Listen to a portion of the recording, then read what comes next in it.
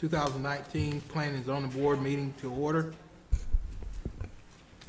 I welcome everyone here. I think this is our first meeting in the new year. I hope that everyone have a great holiday season and that we continue to be blessed throughout this prosperous new year. I understand we have several requests for excused absences. Yes, members Briley, Crawford, and Hines have asked to be excused. Okay, you've heard the request for 3 members who asked for excused absences. What is the pleasure of the board? Entertain a motion to approve or deny. Motion to approve. Second. It's been moved in second. All those in favor, aye? Aye. Okay, excused absences stand approved. The agenda is before you for tonight. Are there any amendments or anything or questions regarding the agenda for tonight's meeting? Motion to approve. Okay, it's been motion to approve the agenda for the January 22nd, 2019 meeting. Can we get a second? Second. Everybody You can pick one. All those in favor, aye? Doug and I. Oh, sister, Doug. Peggy made the motion.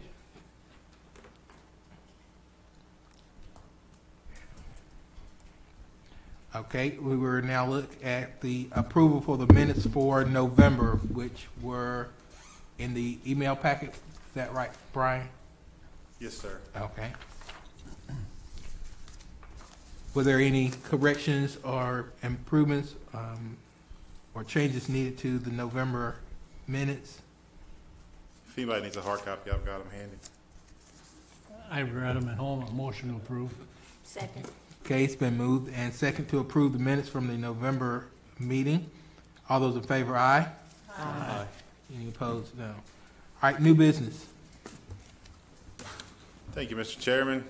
Good evening, everyone. I hope everyone's doing well tonight. Thank you. So the only thing we have on the agenda for new business is a rezoning request. So it's titled the Davis property. So this property is it's parcel 10962, which is 188 Main Street. So it's just off the corner there on Main Street, west of its intersection with Mill Street. So it's right behind the, I think they call it AutoZoom. Current zoning is R6, is about a half an acre, a little bit less. Proposed zoning is Central Business District. So we did put a sign for notice of rezoning on the property on the 11th of this month, and notifications were also mailed out to the adjoining property owners on the same day, on the 11th. So just for clarification purposes, the purpose of a central business district is to maintain and enhance a compact business area for the retailing of durable and convenience goods and personal services for the surrounding community. So here's your property here, outlined in yellow. See it there. So there's the intersection of Main and Mill. So there's the old Wimpy's building. There's the car place there, and then the Dollar General over here. So the existing auto repair place back here, and then the brick home up front. So just it's kind of washed out on this screen, but it's just a map of the actual rezoning request that came in. So they've actually shown the existing building in the back and the home up front, the property lines. So I just wanted to make you aware of the current zoning out there. So it's R6 currently, which is residential. So you've got some surrounding central business there, and then some central business, what they call transition, some multifamily down here, and then commercial here. So here's your existing land use.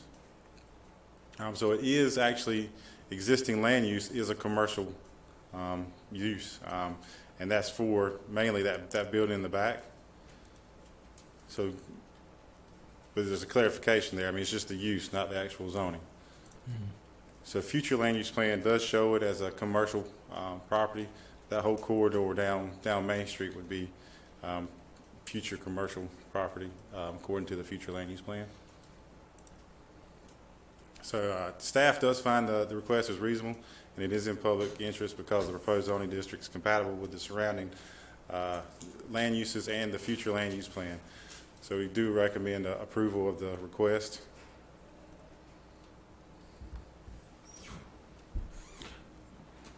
So the process, so if we move forward in this meeting, public comments can be entertained if so desired. If anybody in the audience needs to make comments, Planning and Zoning Board will then make a recommendation to council, and this will go on the council's agenda next month for them to have a public hearing for the rezoning request. So I'd open up the public comment, Mr. Chairman. Okay. Are there any audience or participants that have any public comment before the board consider this matter? Mr. Chairman. Question. I guess consider public. Yeah. Isn't there that house about 2 doors down? It's zone R or something, a residential. It's the house right there along the set that was rezoned. So everything back here, all this is residential.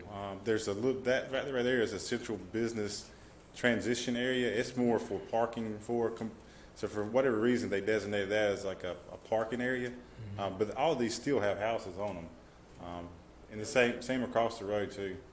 There was one, it's probably that second parcel now that was, we rezoned to residential, it was commercial. Okay. That we rezoned Yeah, so all that, that it for some reason. absolutely, that would fit into what you're saying. So all that's residential right now.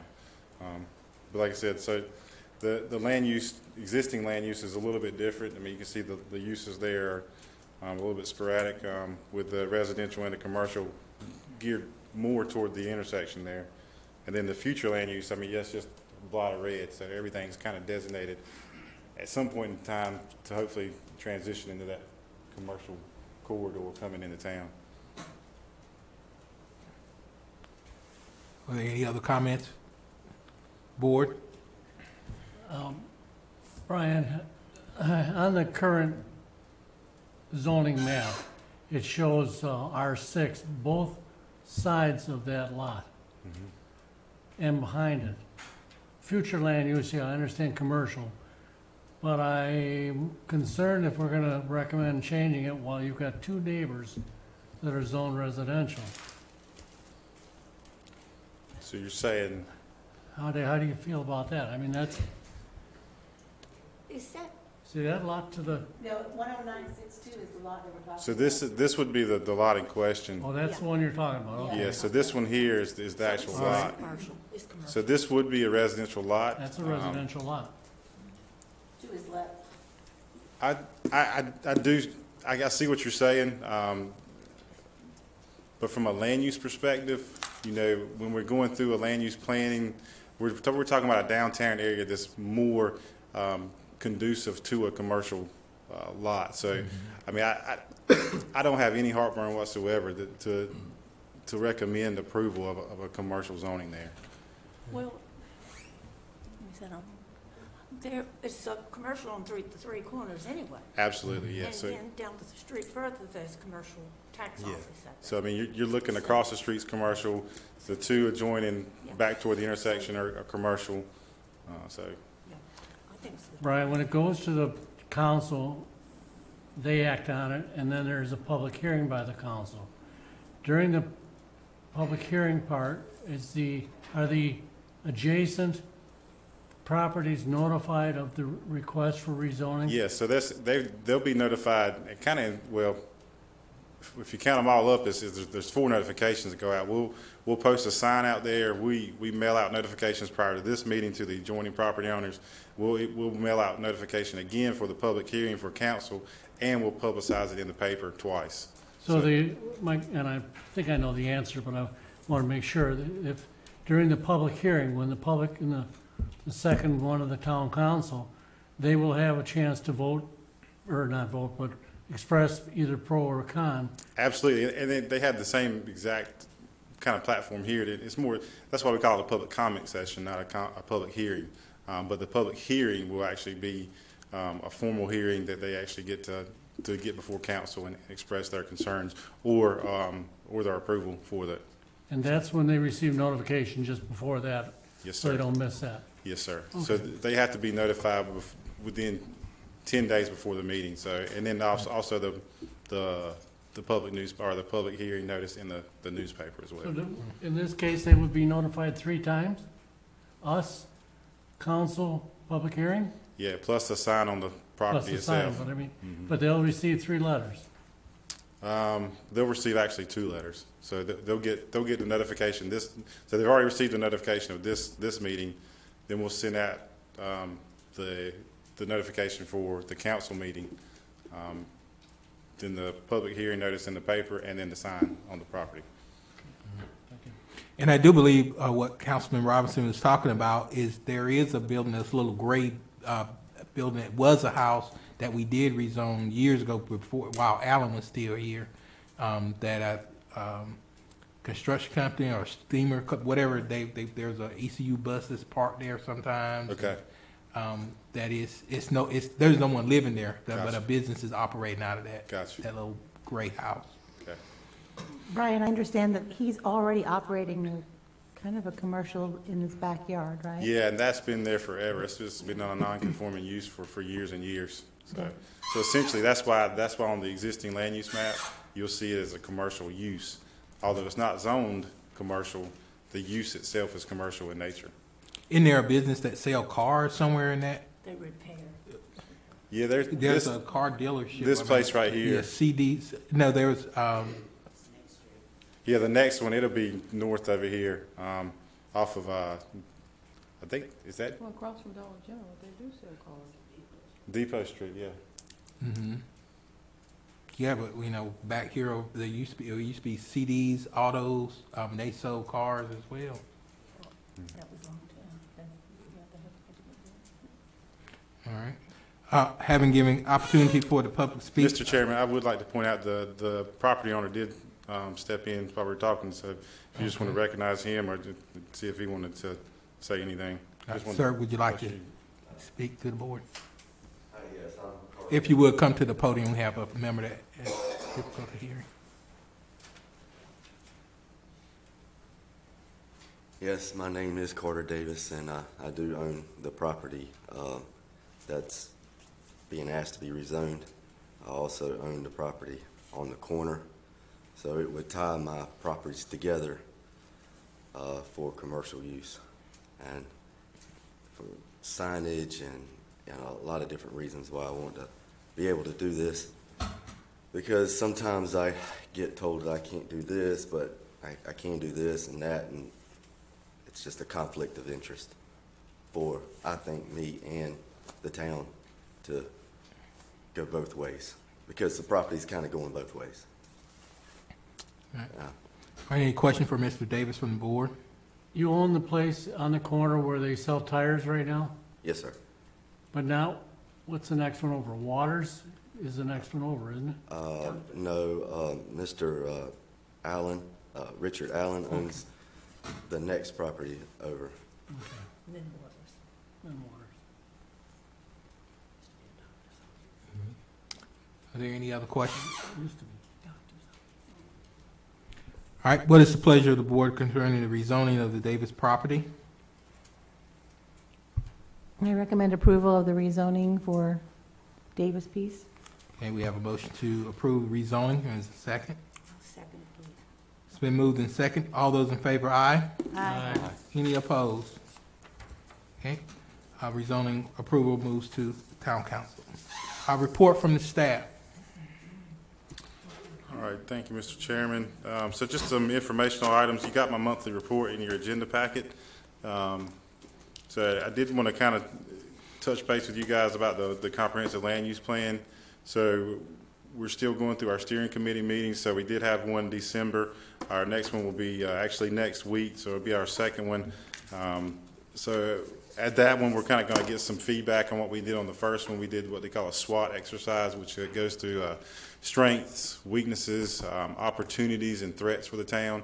So it was a lot of good feedback from the steering committee members in there of kind of going through that exercise. And the result of that is kind of a vision casting kind of exercise. So there was a lot of good stuff that came about that, and hopefully get some good feedback from the consultants on the results from that in this meeting. Once we get through with that meeting, we're actually going to go into our design charrette later in the month of February, and then have our stakeholder meetings, which is going to be with the large landowners in the town, developers, real estate groups. We're going to get the schools involved. We're going to get HOAs and neighborhoods involved. So we'll have kind of breakout sessions for each of those groups, and try to get their input as well. So the public meetings will be the latter part of February. I think we're going to do the design charrette mid to late February as well. So we haven't nailed down those dates yet, but I'll keep you guys informed. Any questions on the land use plan right now? We're still in the childhood age of it, so we're just beginning to crawl. So hopefully we'll get up, start walking, and get into a steady run before long. But I'll answer any questions you guys have on that. You said a design charrette? Charrette. It's a charrette's just like a public input meeting. So basically it'll be kind of a two-phase approach. So you'll have an opportunity. The public will have an opportunity to come in and actually, put their ideas down on paper. So we'll have an hour, 2 hours, 3 hours window for the public to come in, kind of give ideas. Like they'll actually be able to mark up on the map, so what they want to see, and then we'll go into a design. They call it design studio. So our consultants, along with staff, will go behind kind of closed doors, kind of compile what we've seen, try to get a consensus of what we want to see, and actually design a conceptual overlay that will kind of show that the results from that. So it's one of those things where it's kind of a compact, just really, really fast brainstorming session, but we're trying to get as much input on a map as we can. So we want to see what people actually visually want to see, and then from there you kind of go into detail on exactly what the plan will show. So it's just a good public exercise to get public input on, and it's really a hands-on experience. It sounds similar to what we did with the bypass. We Yeah. did little stickers. Yeah, it'll be a little bit of that, and then a little bit more intense on the charrette side. We'll have a little bit more direction from the guys running the consultant team on exactly so they'll actually have a zoomed in vicinity map on downtown. Show us what you want downtown. Is it going to be sidewalks? Do you want to see benches? Do you want to see trees?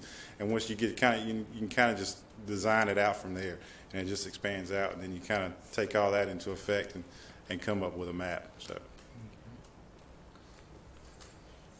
but I did want to let you know, beyond the comprehensive plan, Brookfield Section 4 was approved by council. That's the one we took action on. Then our upcoming projects. So, in conjunction with our land use plan, we're going to kick off a Worthington Road corridor study. So there's plans for DOT to improve the Corey Road intersection, Corey Road, Worthington Road intersection. So with that coming in, traffic's going to be slowing down. So we want to have a good plan on what Worthington Road is going to look like coming into town.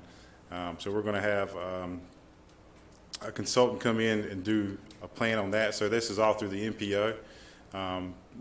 MPO being? The Metropolitan Planning Organization. So that's where all the funding for our state roads come from, pretty much through our area. So we got scored last year to actually get approved for funding for that.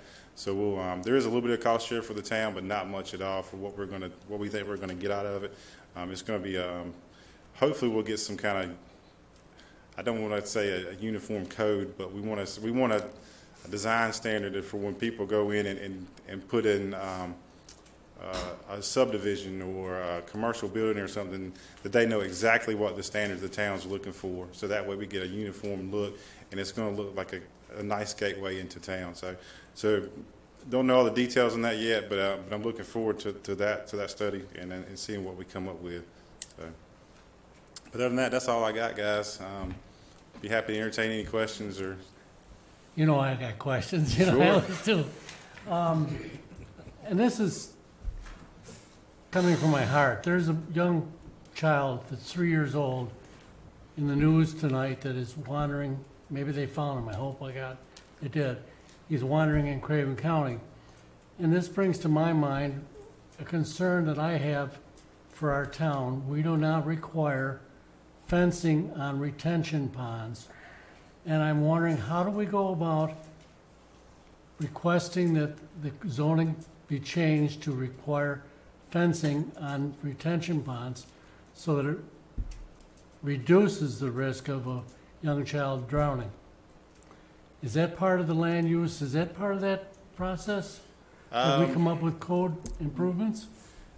No, that would, I mean, it could be as a result for the land use plan, when we go and look at our code of ordinances and requirements on the back end. So usually that's what you'll see. You'll see the land use plan document be created, and from that, you want to see all your ordinances in line.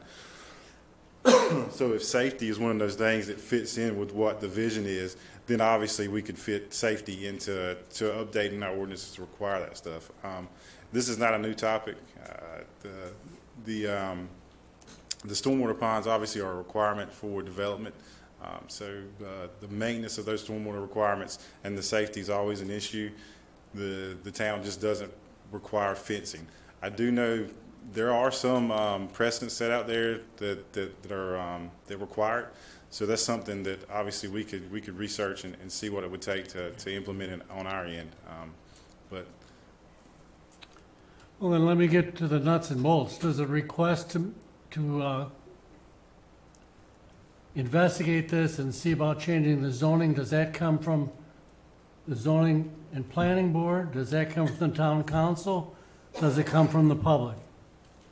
I think it could be a combination of all three. I mean, as an advisory board, you guys could recommend anything you want for council to look at as far as I would know. And I think, has this come up at council meetings? Or is it just, I We can't talk remember. about bonds and stuff like that, but especially looking at developments. So that could be something that we could, you know. I mean, I don't think it'd be necessarily a hard thing. I think if I'm just brainstorming, the big issue would probably be developers balking at the idea of putting more expense into doing stuff. I mean, that's just one thing I can think you probably get resistance on. Obviously, they want to do it for as least amount Right.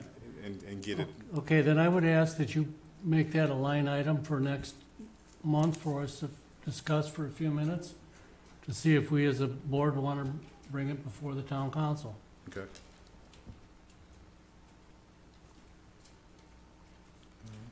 I got another one. I got another one. Okay. You, Brian, you showed on the map there a minute ago the car sales place on the corner of Mill and Main. You had it on the, yeah, Across from Wendy's. kitty corner, yeah, right that one there. Is there any violation of those cars being right up to the curb? Because there's no room for pedestrians to walk on that side of the street. That one's one of those that's been there forever and a day too. So when we're looking at non-conforming issues, that's one that probably is going to fit in that category. If they start changing anything, then we could probably bite into it. But if they keep going along with what they've had there forever, there's really nothing we can do about it. As far as I know, I can look into it. Because there are 2 rows of cars there with a walk space between the rows, but Right. nothing by the street. So, and you have people come out of the Dollar General, cross the street there, going to the east, and there's no place, and if they wanted to walk up Main Street, they have to cross over to Wimpy's side. I wondered if something could be, it just doesn't seem right to me that they could park right up to the curb and cause a hazard. I mean, maybe some accommodation without a big deal could be come up with. Mm-hmm. Yeah, I can. I'll report back to you next month about that.